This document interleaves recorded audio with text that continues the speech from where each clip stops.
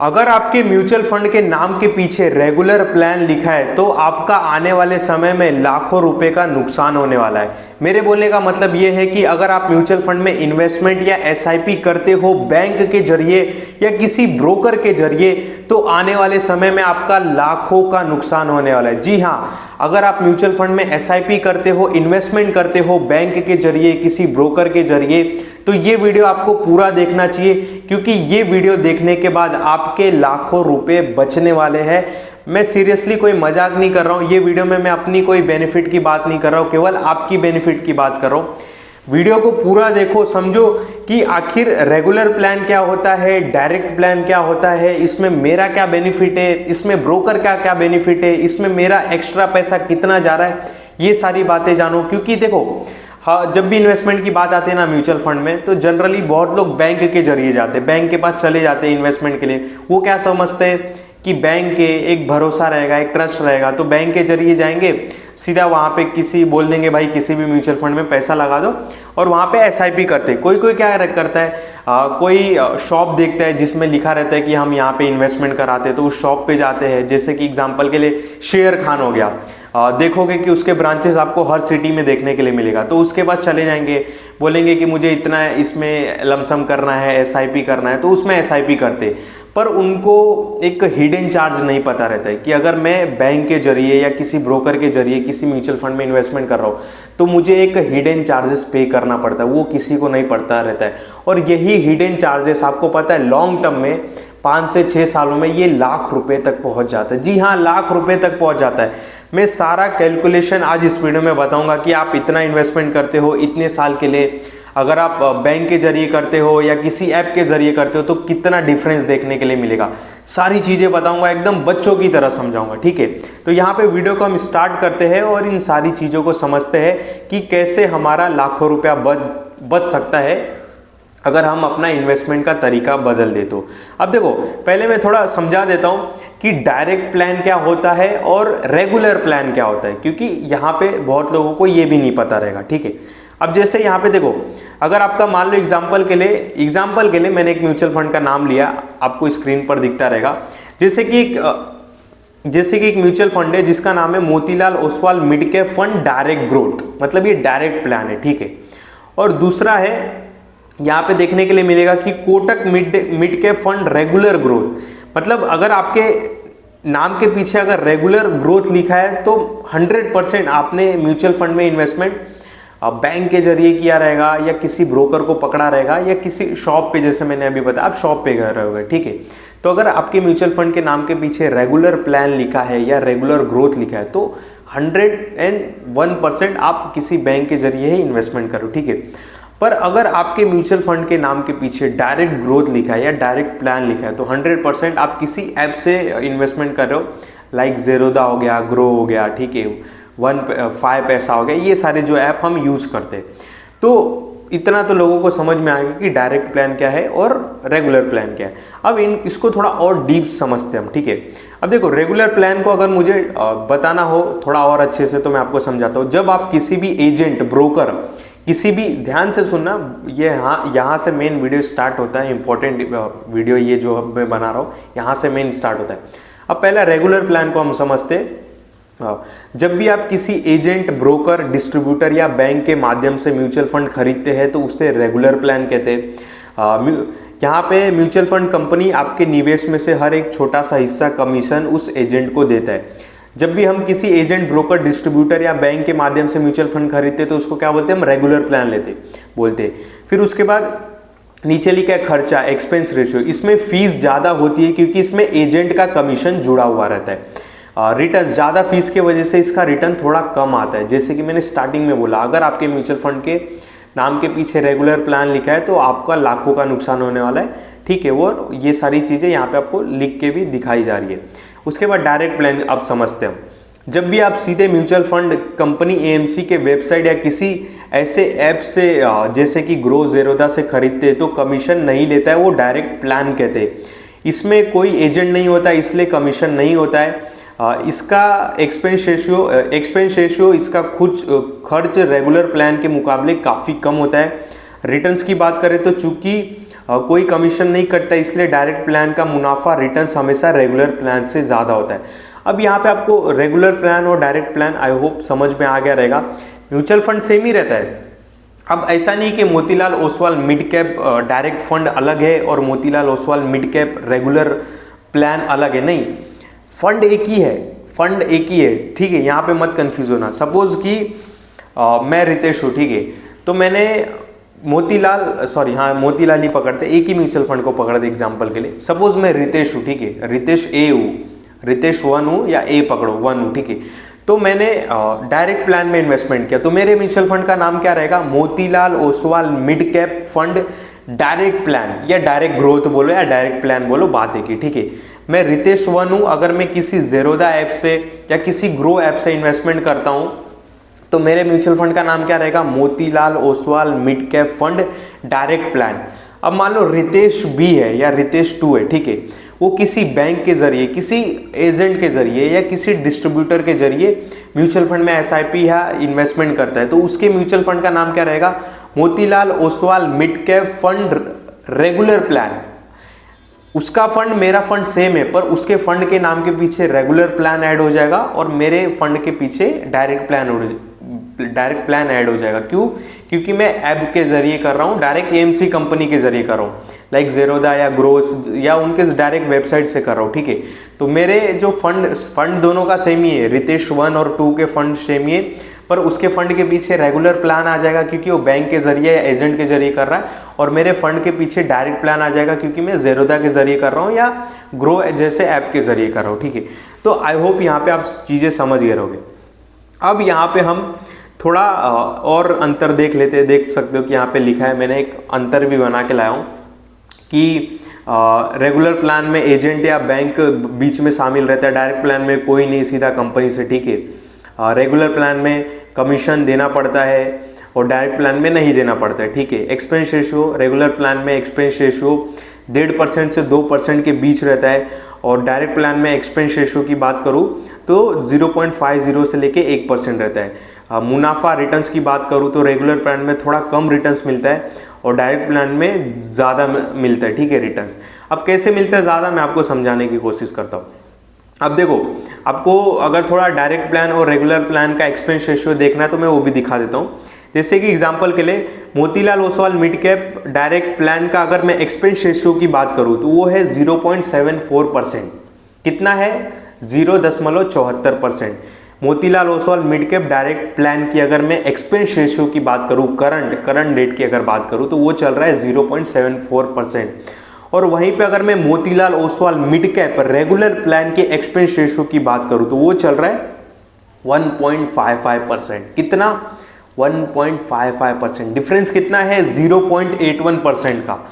कितना है? 0.81% का। जी हाँ, मैं अभी आपको आगे कैलकुलेशन दिखाऊंगा ना, आप शॉक हो जाओगे, आपका मतलब दिमाग हिल जाएगा, आप बोलोगे यार ये क्या चीज़ बता दी आपने। समझे बात को? अब देखो, ये दोनों फंड सेम है, मोतीलाल ओसवाल मिड कैप, ये भी जो ग्रो के ऐप में है वो भी Motilal Oswal mid cap fund है, और ये जो मैं कोटक के वेबसाइट पे दिखा रहा हूँ ये भी Motilal Oswal mid cap fund है।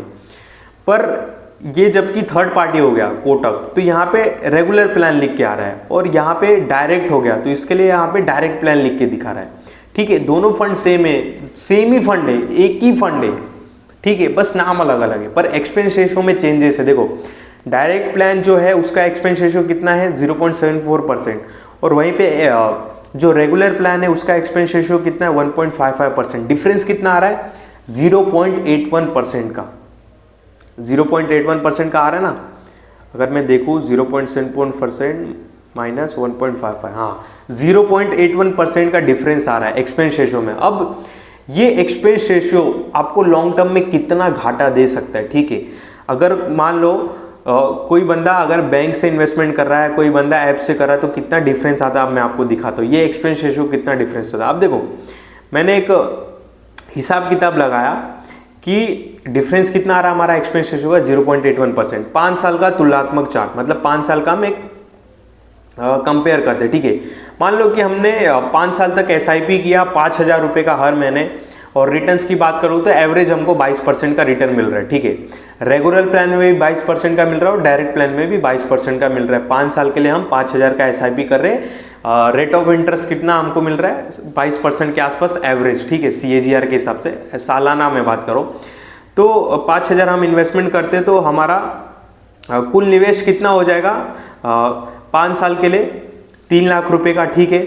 अब देखो 5 साल के बाद अगर मैं वैल्यू की बात करूं, ठीक है, तो डायरेक्ट प्लान में हमारा जो वैल्यू है 3 लाख की वो हो जाएगी 5,30,860 रुपये, और रेगुलर प्लान में ये हमारा जो 3 लाख की वैल्यू कितनी हो जाएगी 5,18,650 रुपये, ठीक है।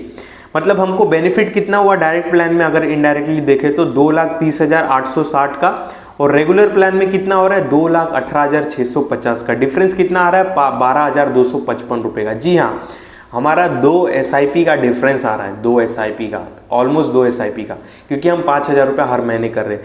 मतलब यहाँ पे एक ये चीज़ देखो कि same fund, same mutual fund, same fund, but यहाँ पे रिटर्न्स में कितना डिफरेंस आ रहा है, ठीक है। ये तो 5 साल का मैं बता, अभी मैं आपको 10 साल का बताऊंगा, ठीक है। वो देखोगे तो आप चकरा जाओगे। तो यहाँ पे हम 5,000 रुपये इन्वेस्टमेंट कर रहे हैं और हमने टोटल 3 लाख रुपए इन्वेस्टमेंट कर दिया। हमारा इन्वेस्टमेंट का वैल्यू कितना होता है डायरेक्ट प्लान में, कितना होता है अगर मैं किसी ग्रो या ज़ेरोधा ऐप के जरिए करता हूँ तो मेरे इन्वेस्टमेंट की वैल्यू कितनी हो जाती है 5,30,860 रुपये। वहीं पे मैं किसी बैंक के जरिए या किसी ब्रोकर, किसी एजेंट के जरिए मैं अगर इन्वेस्टमेंट करता हूँ तो मेरे इन्वेस्टमेंट की वैल्यू कितनी हो जाती है 3 लाख की 5,18,000, यानी कि 12,255 रुपये का डिफरेंस आ रहा है। और ये 12,255 रुपया कौन लिया आपका, आपका बैंक लिया, आपका एजेंट लिया, आपका ब्रोकर लिया, जो हम दुकान पे जाके ऑफलाइन इन्वेस्टमेंट वगैरह करते हैं, ठीक है। तो यहाँ पे ये डिफरेंस आ रहा है 0.81% का, देख सकते हो। उसके बाद यहाँ पे 10 साल का देखते हैं। अब मैंने एक और हिसाब किताब लगाया कि सपोज मैं 10 साल के लिए 5,000 रुपये की हर महीने SIP करता हूँ और मैं मानता हूँ कि मुझे 22% के आसपास का एवरेज रिटर्न मिलेगा हर साल, ठीक है। तो यहाँ पे देखो 5,000 के SIP कर रहा हूँ तो मेरा कुल निवेश कितना हो जाएगा 10 सालों में 6 लाख रुपया, ठीक है। 6 लाख रुपए का हमारा टोटल इन्वेस्टमेंट हो जाएगा। और 10 साल के बाद उस 6 लाख की वैल्यू कितनी हो जाएगी डायरेक्ट प्लान में 21,80,321 रुपये के आसपास, ठीक है। 21,79,321 रुपीज़ के पास। और वहीं 6 लाख की वैल्यू रेगुलर प्लान में कितना होगा 20,74,383 रुपया। डिफरेंस कितना आ रहा है, डिफरेंस हमारा आ रहा है 1,04,938 रुपये का। मतलब समझ रहे हो लॉन्ग टर्म में ये लाख रुपए का डिफरेंस आ रहा है। अगर कोई पर्सन, अगर 2 पर्सन है, अगर 2 भाई है, एक भाई किसी ग्रो, किसी ज़ेरोधा के ज़रिए SIP करता है और दूसरा भाई किसी बैंक के ज़रिए, किसी एजेंट, किसी ब्रोकर के जरिए SIP करता है, सेम पैसा सेम फंड, तो एक भाई को 1 लाख ज़्यादा मिलेगा, एक भाई को 1 लाख कम मिलेगा। जी हाँ, 1 लाख रुपए का डिफरेंस आ रहा है। और ये 1 लाख का डिफरेंस आपको पता है कितना रहता है, हिसाब लगाओगे तो almost you are paying 21 month SIP phase as a expense ratio. मतलब आप अपनी 21 SIP, मतलब 21 महीने की SIP आप एक्सपेंस रेशियो पे कर रहे हो एज अ, ठीक है। देख सकते हो यहाँ पे मैंने हिसाब किताब सब लगाया, आप स्क्रीन पर देख के खुद ही बच्चों की तरह समझ जाओगे। डिफरेंस आ रहा है 1 लाख का। अगर मैं रेगुलर प्लान में इन्वेस्टमेंट करता हूँ तो मेरा इन्वेस्टमेंट, और डायरेक्ट प्लान में अगर मैं इन्वेस्टमेंट कर रहा हूँ तो दोनों के इन्वेस्टमेंट में 1 लाख का फर्क आ रहा है। अब ये 1 लाख का फर्क क्यों आ रहा है, क्योंकि मैं जब भी रेगुलर प्लान में इन्वेस्टमेंट करता हूँ, यानी कि किसी ब्रोकर, किसी बैंक के जरिए अगर मैं इन्वेस्टमेंट करता हूँ तो मैं थोड़ा ज़्यादा फीस पेड करता हूँ।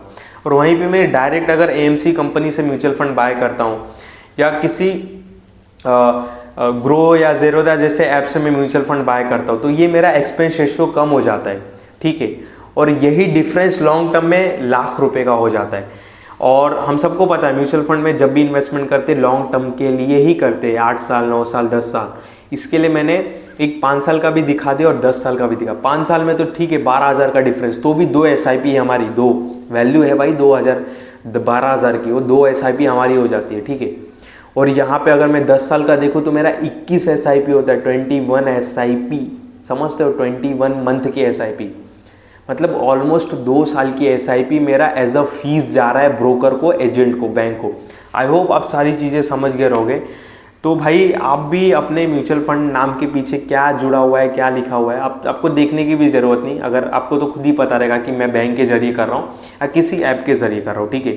तो आई होप आप सारी चीज़ें समझ गए रहोगे कितना बड़ा डिफरेंस आता है। मैं एक बार स्क्रीन पर ये रख भी देता हूँ 2-3 सेकंड के लिए, मैं अपना एंडिंग वर्ड भी बोल देता हूँ, तब तक लोग देख भी लेंगे कि कितना डिफरेंस है, ठीक है, पढ़ भी लेंगे। तो आई होप आपको सारी चीज़ें समझ में आ ही रहेगी।